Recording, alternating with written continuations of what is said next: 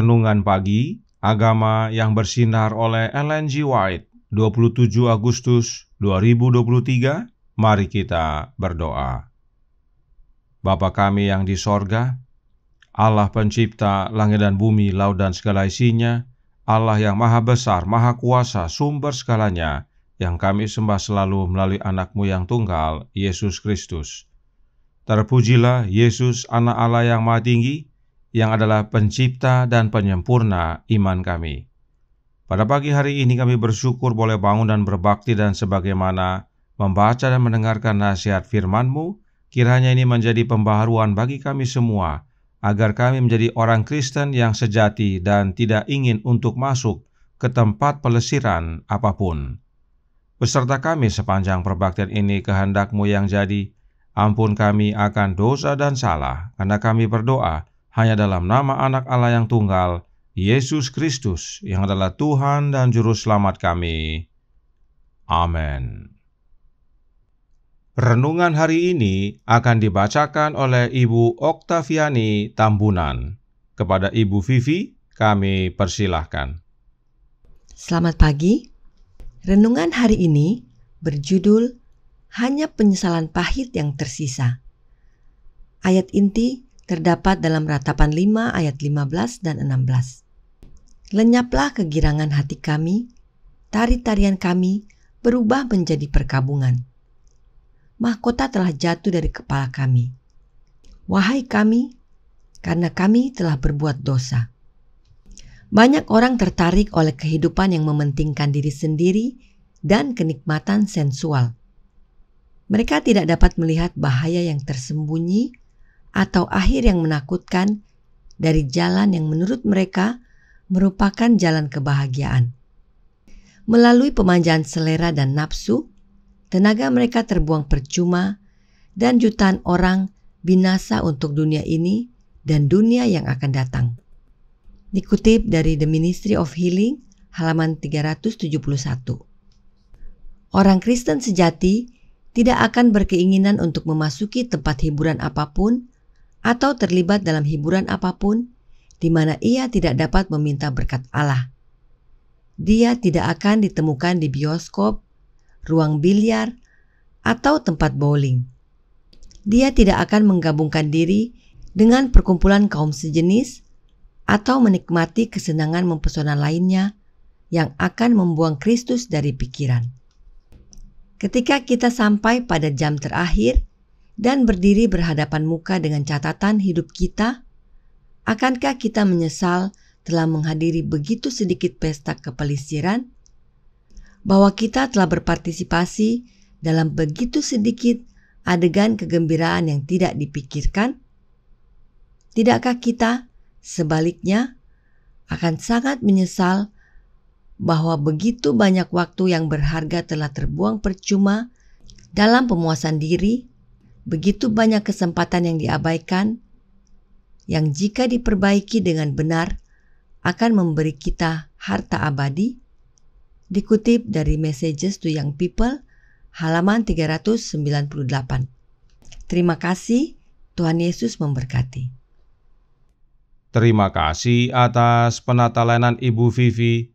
Tuhan Yesus memberkati. Selamat pagi saudaraku dalam Tuhan.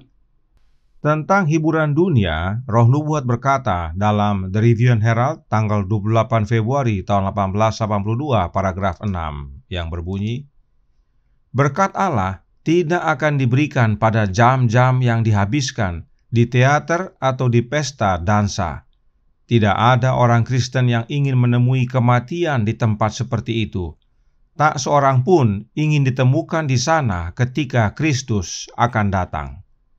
Itu sebabnya renungan hari ini berkata dalam Radiant Religion halaman 241 paragraf 3 berbunyi, orang Kristen sejati tidak akan berkeinginan untuk memasuki tempat hiburan apapun atau terlibat dalam hiburan apapun di mana ia tidak dapat meminta berkat Allah. Dia tidak akan ditemukan di bioskop, ruang biliar, atau tempat bowling. Dia tidak akan menggabungkan diri dengan perkumpulan kaum sejenis atau menikmati kesenangan yang mempesona lainnya yang akan membuang Kristus dari pikiran. Dan terlebih lagi, kita sudah berada di penghujung zaman akhir. Bagaimanakah isi catatan kehidupan kita? Roh Nubuat berkata dalam The Review and Herald tanggal 28 Februari tahun 1882 paragraf 6 menyatakan, ketika kita sampai pada saat terakhir dan berhadapan langsung dengan catatan kehidupan kita, akankah kita menyesal bahwa kita hanya menghadiri begitu sedikit pesta kesenangan, bahwa kita tidak hanya berpartisipasi dalam begitu sedikit adegan kegembiraan yang tidak dipikirkan? Akankah kita menyesal karena begitu banyak waktu yang berharga telah terbuang sia-sia demi kepuasan diri sendiri? Begitu banyak peluang yang terabaikan, yang jika diperbaiki akan memberi kita harta abadi? Orang Kristen sejati tidak akan menyesal karena tidak pernah hadir dalam acara pesta kesenangan.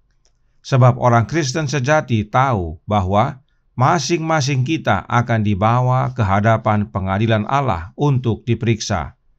Apakah isi catatan kehidupan kita? Apakah penuh dengan melakukan kesenangan dan kepelesiran dunia? Sedihnya Roh Nubuat berkata dalam Messages to Young People halaman 398 paragraf 4 berbunyi, sudah menjadi kebiasaan bagi para penganut agama untuk memaafkan segala pemanjaan merusak yang melekat pada hati. Karena terbiasa dengan dosa, mereka menjadi buta terhadap besarnya dosa. Banyak orang yang mengaku sebagai anak-anak Allah mengabaikan dosa-dosa yang dikutuk oleh firman-Nya dengan menghubungkan beberapa tujuan amal gereja dengan pesta pora mereka yang murtad. Dengan demikian, mereka meminjam seragam sorga untuk melayani iblis. Jiwa-jiwa tertipu, disesatkan dan kehilangan kebajikan dan integritas karena pemborosan yang modis ini. Suatu amaran yang keras bagi umat Allah di zaman akhir ini. Sebab dikatakan, banyak orang yang mengaku anak-anak Allah mengabaikan dosa-dosa yang dikutuk oleh firman Allah dan tetap melakukan pesta pora dengan alasan untuk kepentingan gereja. Tindakan seperti itu Roh Nubuat katakan sebagai meminjam seragam sorga untuk melayani setan. Oleh karenanya, Roh Nubuat menasihatkan dalam The Review and Herald tanggal 28 Februari tahun 1882 paragraf 13. Demi menyelamatkan kita, anak Allah menjadi manusia yang penuh kesengsaraan dan biasa menderita duka. Dia terluka karena pelanggaran kita, dan oleh bilur-bilurnya kita disembuhkan. Allah menganggap kita masing-masing bertanggung jawab atas jiwa yang diperkirakan bernilai tersebut. Biarlah rasa pengorbanan tak terbatas yang dilakukan untuk penebusan kita selalu menyertai kita, dan ruang dansa akan kehilangan daya tariknya. Di zaman itu, saudaraku dalam Tuhan, gereja melakukan pesta dansa atau pesta pora untuk menggalang dana guna pekerjaan Tuhan. Inilah yang roh nubuat katakan meminjam seragam sorga untuk melayani setan. Hal ini tidak disetujui oleh roh nubuat dan karenanya dinasihatkan agar selalu merenungkan pengorbanan Kristus demi keselamatan kita, agar daya tarik kesenangan dunia hilang dayanya. Jangan sampai penyesalan pahit yang tersisa dalam hidup kita karena kita terlena dengan kesenangan dunia. Karenanya, saudaraku dalam Tuhan, roh nubuat berkata dalam The Review and Herald tanggal 28 Februari tahun 1882, paragraf 14, yang berkata, menjadi seorang Kristen berarti menjadi seperti Kristus. Seluruh keberadaan kita, jiwa, tubuh, dan roh harus dimurnikan, dimuliakan, disucikan, sampai kita mencerminkan gambar dan menuruti teladannya. Saudaraku dalam Tuhan, tugas kita adalah menghindari segala sesuatu yang dapat mengalihkan perhatian kita atau mengurangi semangat kita untuk keselamatan. Tidak ada kepelesiran dunia yang dapat mengarahkan pandangan kita kepada Yesus. Dan karenanya penting bagi kita agar memiliki hidupnya Yesus dalam hidup kita, agar kita menjadi seperti Kristus, mencerminkan gambarnya, yaitu karakternya, dan menuruti teladan hidupnya yang penuh penyangkalan diri dan pengorbanan. Maka, bukan hasil pahit yang kita terima, tetapi sukacita keselamatan. Kiranya ini menjadi pembaharuan bagi kita semua.